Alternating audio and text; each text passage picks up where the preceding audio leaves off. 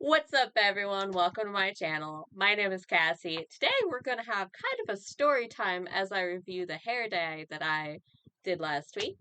I did not record myself actually dyeing my hair. I meant to, but the AC was out in the upstairs of my house, which is where I do all my recording. I tried it. I died. It didn't happen. So now I'm just kind of doing a review and giving you a story time of how it went because it was an interesting production. If you like this video, leave a like and subscribe, and let's get started. So, just to preface, if you've seen any of my other videos, I had this like pink and purple going on, and I stripped out the pink and I stripped out the purple, and the pink kind of stained my hair. It's fine, I expected it. So I ended up with this platinum blonde pink thing going on. Didn't want to bleach it all out, so I decided on green. Dark green. Green, if you know the color wheel, I'll just pull that out. The pink and green kind of cancel each other out. Now, obviously, you have to get the right shade of it and right color concentration and everything, or it's not going to be perfectly canceled. Fine, whatever. I wasn't too worried about it. I just want to do a dark green. I figured it would be a little bleachy, like a little, not bleachy, a little patchy because obviously I had platinum blonde and then I bleached my roots and I didn't tone my roots and then also the pink staining. So knew it would be a little patchy, wasn't too worried about it. Figured the green would cancel out the pink a little bit. We'd have some darkness going on. Kind of the foresty look is what I was going for. Forest elf kind of thought. Keep that in mind. Alright. So, here I am. Decide to do it. Stiflingly hot outside. I run my little tushy over to Sally's Beauty and I'm scrolling through and I'm looking through all of the hair dyes. My normal brand that I really like to use, which is Iro, incidentally, was the same one that stained my hair pink, but I knew that was happening. They're notorious for that. So they had a green, but it wasn't a dark green. It was kind of a neon green there, and I was like, all right, well, that's not really what I want. Green is actually not my favorite color in hair. I like it dark, but I don't really like bright greens unless you're mixing it with other colors. And I knew I was doing an all-over color, so I was like, cool. Don't really want to do that. I'm looking for dark, right? So I'm looking through and I see a couple things, and I did think about mixing a couple hair dyes that I thought would look really good together. But because at that point in time, I planned on filming it for you guys, I didn't want to do that. I wanted just like a straight color so you can kind of see what that color would do. First mistake, probably. So I see Arctic Fox. Now, I actually have never used Arctic Fox. I've heard of it. Obviously, I think everyone who does hair dye has. And I've heard really good things about it. It's been on the market for a long time. It's very commonly available. I just have never used it. I don't really know why. It just hasn't been a preference for me. I've had other options that I just liked better, so I've never used it. Second mistake. So I see them, and I'm looking through all the hair dyes, and again, none of them except Arctic Fox really had any dark greens that I really liked. There's a couple brands that I know I don't like that had some darker greens, and I was like, not really willing to do that because I know I don't like those brands. So I went ahead and got Arctic Fox. I went ahead and went with the Phantom Green. So I will try and put a picture of what the Google pictures show it to be, right? Because I Googled it, I always do whenever it's a new shade or whatever, because especially if they don't have swatches up on the shelves, I'll Google it because what it turns out to be is a lot different than what it says to be 90% of the time.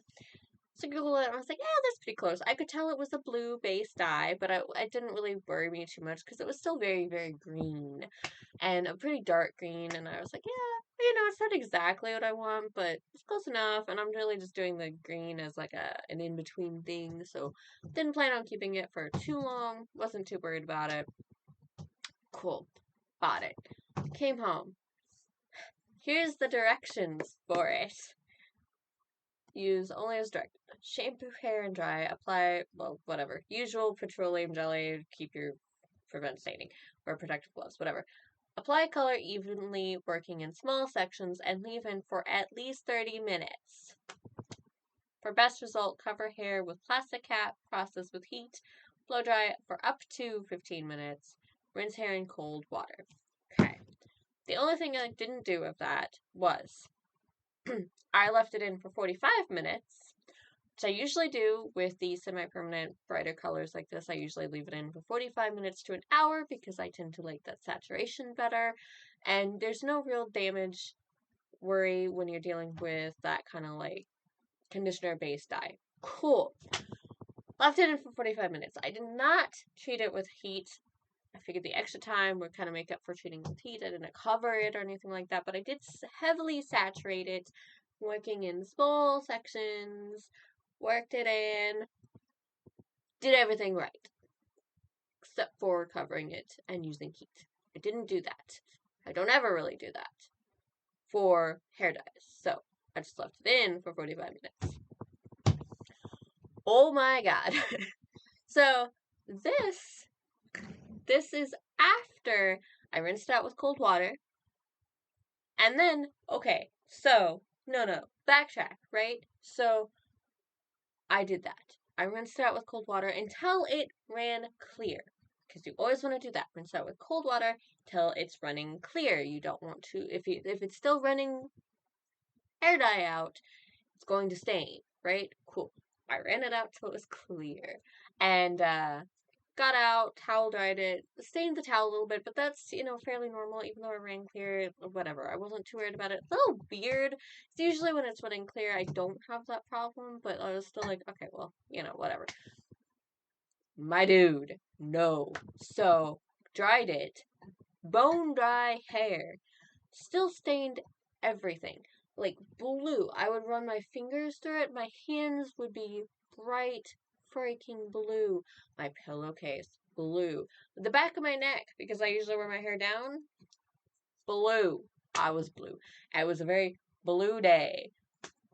I had no idea what was happening. I rinsed it out till it was clear. I swear to God. And I was like, okay, well, that's weird. Because I'm used to things kind of staining, bleeding when they get wet, especially like red hair and stuff like that. It's notorious for bleeding when it gets wet, no matter what. And that I'm used to dealing with, but I've never dealt with that when it was bone dry. That was weird. And I didn't like it. After that first day, I shampooed it with non-sulfate shampoo, right? I shampooed it twice with regular shampoo. Really good, tried to get it out. Thought maybe it was just like a weird residue thing. I get that. It's running clear again. I was like, cool, probably just like some weird residue. Get out. It has faded a little bit, but it's still very teal, like blue, teal, weird. But I didn't have all of this extra green here. It was pretty much teal everywhere. So I was like, okay, well, whatever. But it had faded out a little bit more up here. So I was like, okay, maybe it just had some weird residue. Still not happy with the teal thing going on, but whatever. Continue on. No, it's still staining. It's still staining when it's bone dry. I washed this in shampoo, y'all. I don't know. I get fed up after it. Hop back in the shower. Go to town with some, dandruff shampoo. Like, shampoo it 2 or 3 times that time. Like, I was just like, no, get this shit out of my hair. I don't know what's going on. Get out. And this is pretty much what it looks like after that. It's still very blue. Very, very blue. It's more blue on camera than it actually is in real life. Like, there's a lot more green tones. It's more of a teal in real life with definite, like, green undertones here. But, like, it's very blue for being a green hair dye. Weird. But again, once I, like, washed it out with sulfate, it got a lot of that blue out. Which tells you a lot when it's this blue still, and it's got a lot of that blue out, right? Okay, cool. Yeah, you see my point here. So, like I said, the camera doesn't really do it justice. It is a lot more of this, like, bright green shade.